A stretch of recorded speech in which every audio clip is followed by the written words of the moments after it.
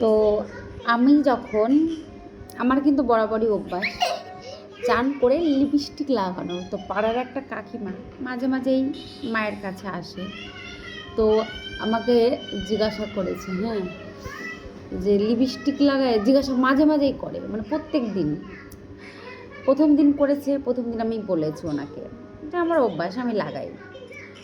তো মানে যেদিনই আসবে, মানে ওনার সামনে আমাকে লিপস্টিক পরতে দেখলেই বলে, কোথায় যাবা?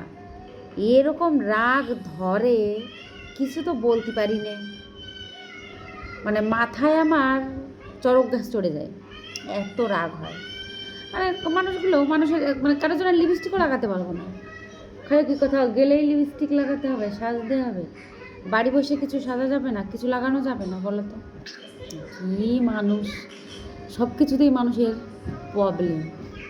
এই হচ্ছে আমাদের বাঙালিরা, বাঙালিকে মানুষের দেখলে এমনি ফাটে, বুঝছো? তো যাই হোক, এখন কিন্তু রাত 10:30 বাজে, আর আমি একটু অল্প সাজগোজ করতেছি।